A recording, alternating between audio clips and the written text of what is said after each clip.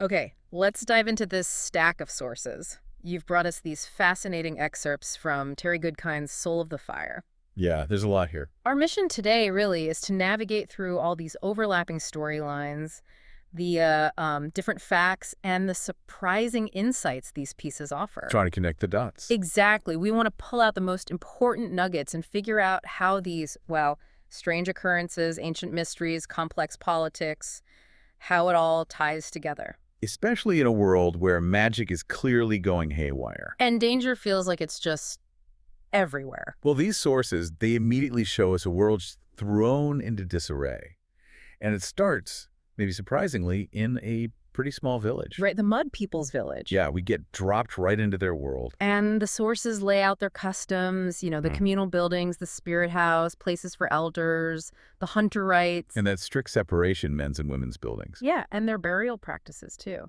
It's interesting, no pyres because wood's too precious. Right, they bury their dead. Use dung, grass for cook fires. Bonfires are super rare. It paints this picture of a very grounded culture, resourceful, but then Junie dies. And how he dies, that's the immediate red flag, isn't it? Something is deeply wrong here, something beyond, normal. The sources say he's uninjured but drowns in 6 inches of water. Exactly. And for the Mud people, death isn't just like sickness or an accident. Their whole belief system, it includes ancestor spirits. Okay. And critically, evil spirits. Spirits that can actually claim lives for past wrongs. So Nissel the healer, she sees this. She looks at Junie and just declares it an otherworldly cause of death. Evil spirits. And people believe her, like Chandelin. They do. Chandelin, his hunters, they believe her. This isn't just some old story for them. It's a real, tangible threat, part of their reality. And right in the middle of this, we find Richard, Colin, Zed, Anne, and Kara. Ah, Kara. And the Mordsith. The sources describe them as these fiercely loyal protectors of the Lord Rahl, brutally trained. Yeah, ruthless confidence, it says. Openly irreverent. And their view on magic is really telling. They contrast their own way, steel against steel, with Richard's magic against magic. It screams fear, doesn't it? A deep distrust of magic itself. Absolutely. And the sources give us that crucial background, too. Richard, born in Westland, totally separate from Dara. He only became Lord Rahl by killing Dark and Rahl. Right, the tyrants. And Kahlan knew very little about Dara before all this. So Richard isn't some traditional Daran ruler. He's an outsider in charge. Exactly. Relying on protectors like Kara, who are deeply Daran, but his perspective is totally different. It sets up a fascinating tension right there. And as we move through these sources, it's clear this isn't just some local problem in the village. Magic itself seems to be failing. Yeah, Zed and Anne, they're feeling it. The sources say they're tired out. They suspect something's fundamentally wrong, even if they can't quite, pin it down yet. Early tests aren't conclusive. And this is where the sources introduce a really critical piece, the chimes. Right. Richard starts asking about them. Fatal grace. Yeah, using that seeker intuition he has. He senses this dim, dark dilemma. Okay. And the sources, well, they basically tell us these chimes are vexatious, maybe even catastrophic. And they're from where? From the world of the dead. Terrifying, Yeah. right? And the kicker, Colin called them forth to save Richard's life. Wow. And the price for that act, they get to stay in the world of the living. Oh, man. So the consequences, the sources talk about civil unrest, shortages, hunger, panic. People fighting, fleeing, the breakdown of order. It's all laid out as a potential future. Though Zed does say it's speculation, right? It could just be a minor inconvenience. Nothing like this has happened before. True, but the possibility of total collapse is definitely hanging there. Yeah. And the sources, they connect it directly. The chimes are why magic is failing. Their presence is toxic to magic. Seems like it. The weakest magic dies first. But that has huge implications. Right. Well, for our main characters, like Gambit moth magic could fail. Colin's confessor power. Her main protection. Exactly. And Richard's bond. His shield against dreamwalkers like Jagang. Is Jagang affected too? Yes. The sources explicitly say his magic is failing. He is no longer in your head. That's huge. So Zed and Am, facing this, they initially try to trick Richard. Yeah, they cook up this story about something called the Lurk. They want to get him to aid Dendril, hoping for counterspells, safety. But he sees through it. Pretty quickly. He knows it's the chimes. Yeah. And they realize, he's already farther in this than are we. We can but follow. His instinct kind of forces their hand. It shows something deep about Richard and Kahlan's motivation, doesn't it? Absolutely. It echoes those mud people teachings, almost. If you cause harm, even by accident, You have to fix you it. have to set it right. You don't run. Since Cullen's act brought the chimes. They feel they have to stop them. It's a moral thing. Less strategy, more imperative. Yeah. Okay, let's shift gears dramatically. Let's talk about Anderith. Right. This whole other part of the world the sources bring in, formerly Toskla, apparently where Joseph Ander entombed the chimes originally. And its history is, wow, complex, twisted even. Totally. You have the Ander narrative painting the Hakons who conquered them way back as inherently vile, ancestral crimes, all that. While the Anders are presented as pure victims. But the sources give us this crucial counter-narrative. They explicitly say history gets muddled by those controlling the teaching of it. Okay, so what really happened? Well, it says the Hakons did conquer, yes. Yeah. But they weren't just barbarians. They had a justice system. They even taught the Anders to read. Okay. The Anders were backward but clever. They learned fast, adopted better ways, and then systematically undermined the Hakons. Oh. Through financial means or violent mobs. Ruined their businesses, seized power in the chaos, and then clamped down with mercenaries. An iron grip. So it's not good versus evil. It's about power manipulation. And how history itself is a tool for control. A really powerful example. And present-day Anderith, dominated by wealthy merchants. Yeah. Controlling trade, massive wealth. And the government's led by the Minister of Culture, Bertrand Chanboor. But the real power behind the throne Seems to be Dalton Campbell, the minister's chief aide.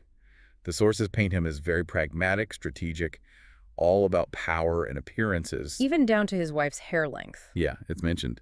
Shows how everything, even personal stuff, is tangled up in status and control in that society. No, this is where the sources get really dark. The Claudine Winthrop incident. Yeah. Okay. Disturbing stuff. She's shown flirting with Minister Chanboor initially. And then the sources state flatly, he forced himself on her. She writes a complaint. Which Dalton intercepts. Right. And his reaction is just chillingly cynical, like she'd gotten what she had to know she was going to get. Just awful. And the minister's wife, Hilda Mara. Even worse, she's not interested in justice, just protecting her husband's position. She orders Dalton to have her done away with. Tells him straight up, kill her. This pulls in Fitch and Morley, the Haken kitchen workers. Yeah, Fitch especially. He's Haken, but he genuinely wants to do good, wants acceptance. Admires the minister, admires Dalton. And Dalton just uses that. Cruelly exploits it. He gets Fitch and Morley involved in disposing of Claudine's body after Snine kills her, makes them swear silence to their graves. Oh, like cover up. Swift, brutal. They blame a Haken mob. Rape, murder, all fabricated. And Master Spink announces it at a penance assembly. Yeah, and points to all the Hakens there, saying it wasn't 30 to 40 men, it was all of you. Just horrific collective blaming. And Fitch knows the truth, but stays silent. Trapped. Fear, that misplaced desire for acceptance. He's complicit. We also get Beata's perspective, another Haken. Right, and she shows how effective the propaganda is. She believes Chanboor is a hero for letting Haken women in the army. She sees him as this great figure. Totally. Everyone respects the minister, hero to all Haken women. She dreams of enlisting, being valued. And she actually saw Claudine staggering away from the estate. Yeah, shortly before the body was hidden. But later, at the assembly, she hears the fake story and buys it completely. Shows how lies can bury truth when pushed by power. Okay, so amidst all this darkness and the failing magic, people are still trying to find solutions. Richard needs the sword of truth. Desperately, the sources say it might be the only thing with the power to protect him. Essential for the Seeker. And it's in the Wizard's Keep. And here's where the plots collide, right? Dalton Campbell also wants the sword. Exactly. He sends Fitch, who's now a messenger, and Morley to the Keep to grab it. Putting Fitch in this impossible position again. Fear versus wanting to prove himself. And guess who's already at the Keep? Kara, oh boy. Yeah. The confrontation is swift, violent. Fitch and Morley try to steal it. Kara steps in, kills Morley, throws him off the rampart. Just efficient, brutal Kara. But Fitch gets away with the sword. He does. So now this crucial weapon is in the hands of a terrified, manipulated Haken boy, all thanks to Anderith's internal power games spilling over. Meanwhile, there's another search happening. For knowledge. Right. Zed and Franca, this gifted woman who's tragically lost her power, they're after Joseph Ander's journey book. Why that book? They think it holds the key. the location where the chimes were into the ovens, they call it, and maybe how to stop them? Zed visiting Franca, who's lost her magic.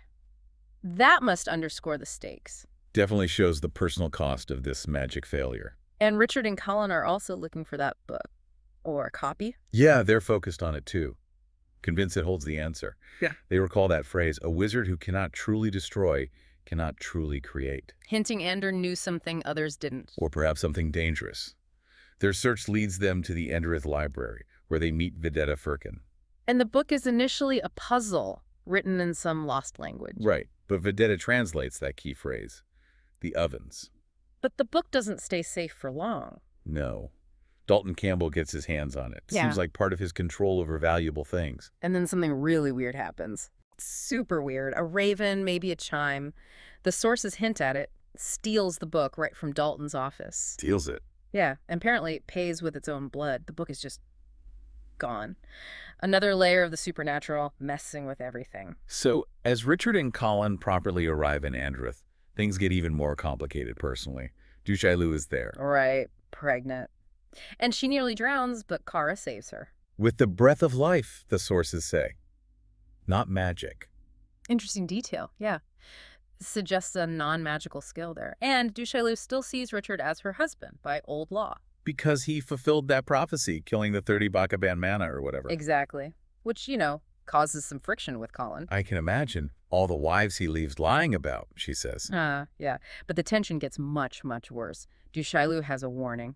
A serious one. Deadly serious. She tells Richard that Colin has trap magic inside her. Maybe from when she was collared. A trap? What kind? One that will spring if Richard tries to heal Colin with his own magic. It will kill her. Instantly.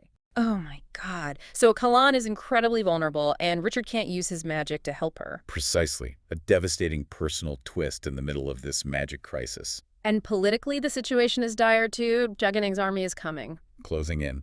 And Minister Chanboor, he's been considering Jagannath's generous offers of peace. Basically, surrender. Plus, there's the Domini Dirch, those ancient Hucken weapons. Lining the border, Richard fears they could wipe out an entire army. Huge destructive power. And Beata, she's now a sergeant in charge of one. Yeah, and she tells Richard something chilling. Her Domini Dirch chimed by itself earlier. Ooh, a sign they're active. Or reacting to the chimes. An unclear but deeply worrying. So Richard needs a plan. His strategy is, well, it's very Richard. Idealistic, maybe. He wants Anderith to join their alliance against Jagang, but instead of forcing them... He lets them vote. The people get to decide. Right. He thinks it respects their freedom, buys time to find the book. Colin thinks it's madness. I still say no. But she goes along with it, trusts him. Ultimately, yes. Trusts his judgment as Lord Rahl, as the Seeker. And the vote. How does that go? It's a crushing blow, a total rejection. The sources mention Westbrook. 9 of 10 marked an X against us. Wow. So much for idealism. Richard must be devastated. He is. But it just fuels his resolve to find that book. It seems like the only path left now. Okay, what about Kara? After the Keep incident, Richard ordered her back to Aidendrol. Yeah, via General Rybish. But she doesn't quite make it. She gets sidetracked. How? Beata witnesses something brutal. Kara killing Beata's entire squad of Haken soldiers near the Domini Dirch. Why? Mistaken identity. Protecting Richard and Colin. The sources leave it a bit ambiguous, but Kara acts decisively, lethally. Then she saves Beata, or escapes with her. It shows her loyalty is absolute, but also incredibly violent and unpredictable, even against potential allies. Definitely underscores her nature. Fierce, dangerous loyalty. Back in Fairfield, the capital, things move fast politically. It's very fast. The sovereign dies. Convenient. The sources heavily imply it wasn't natural causes. A political move. And Chanboor takes over. Bertrand Chanboor becomes the new sovereign, and Dalton Campbell steps up to Minister of Culture. Power grab complete. And they immediately use that power against Richard and Colin. Turn the populace right against them, using lies, fear, playing on those Hakenander prejudices. Bringing up the Claudine Winthrop scandal again. Du Chaillu. Using it all as weapons. Calling Kahlan a disgrace, Richard a rutting pig from Dara. Just pure manipulation to incite hatred. While this is happening, Anne's search for the Sisters of the Light. It goes badly. Horribly. She's captured by Imperial Order troops and betrayed by her own sisters. Why would they do that? Fear. They're terrified of Jagang's control, ironically, just as his magic is failing because of the chimes. So Anne is left powerless. Chained, unable to feed herself. A stark picture of vulnerability, even for someone powerful, when magic fails. And then Sister Alessandra shows up. And reveals she's a sister of the dark, sworn to the Keeper. Yeah, adding this whole other layer of ancient dark forces at play. Okay, let's go back to Dalton Campbell, his final moments in these sources. Right. He has this last interaction with Stein. Stein the killer. Yeah. And Stein reveals the absolute depth of the leadership's depravity. Sovereign Bertrand is loaning Teresa, Dalton's wife, to Stein as a holy duty. That's sickening. Utterly. And Dalton's response, he kills Stein. Slowly, gruesomely. And at that exact moment, or right around then, Concurrently, yeah, the Domini Dirge just crumbled, turned to dust. Richard's fear realized the whole southern defense gone. Instantly. The sources don't explicitly link it to Stein's death, but the timing is potent. It happens right alongside Dalton's final act. And Dalton's reaction to the collapse. Just bitterness. He thinks they were asses and deserve the fate they embraced. He knows jogging is coming and the defenses are just dust. And Richard appears to him then. Yes, in that final scene. And Richard offers this philosophical take, not condemning, just observing. Calling Dalton a willing accomplice of chaos. Yeah. Serving the order of things falling apart. Quoting a wise woman about people being willing accomplices. Dalton offers Richard the chance to kill him. But Richard refuses. Leaves him to face the consequences. Separately, Richard encounters Joseph Anders' spirit, or something like it. Yeah, in the Narby Valley. Desolate place, weird plans, the Gambit Moth area, very atmospheric. And Andal gives him a message. That core idea again. A wizard who cannot truly destroy, cannot truly create. Explaining his own frustration with magic's limits. Exactly. How he sought a higher level, created this unbreakable magic inside a puzzle without a solution. Something others called madness. Connects Anders' ancient quest directly to the chime problem now. And finally, Du Shailu repeats her warning. One last, crucial time. Kahlan is poisoned. The magic is a trap. Richard must not use his magic to heal her. Or it kills her, leaving her totally reliant on non-magical help, like Edwin hiding them. Puts her in extreme peril right at the end of these excerpts. So pulling all these threads together, what's the big picture these sources paint? Well, you see how one event, Junie's death, Kahlan's act ripples outwards, causing this massive crisis of failing magic. Affecting everyone, from healers to jagging, forcing them to confront their limits. Exactly. And you see Anderith, this society built on lies and corruption, fueled by old prejudices. And how its internal chaos directly impacts the bigger fight against jagging. Right. The search for knowledge, Anders' book, and the need for weapons, the sword, the Domini Dirge become central. But they get tangled in the politics, too. And personal choices matter hugely. Du Shailu's law, Richard's vote, Kara's violence, Dalton's betrayals, Beata believing the lies. All have massive, often brutal consequences. These sources really hammer home how truth gets twisted by power. Absolutely. From Anderith's history to the Penance Assembly, lies to Chanboor's propaganda. It's all about control. And making the right choice is incredibly hard, like Richard's vote plan. Yeah, idealism versus a harsh reality. Kahlan disagreed but trusted him. And even the powerful or vulnerable Anne Kahlan herself when the rules break down. But insight can come from unexpected places too. Richard's gut feelings, Du Shailu's spiritual knowledge, those cryptic lines in ancient books. It's not always the obvious path. This deep dive really shows a world just spinning into chaos, where knowledge, power, survival are all desperately intertwined. Leaves you with a lot to chew on. It absolutely does. So many threads, so much uncertainty. Maybe the most provocative thought to take away from all this, for you, the listener, is this. In a world where fundamentals like magic are breaking down, where chaos seems to be winning, where does real power actually lie? Is it in those ancient weapons like the Domini Dirge? Is it political control like Chanboor grabs? Raw strength like Kara's? Forgotten knowledge like Anders' book? Or is it something else entirely?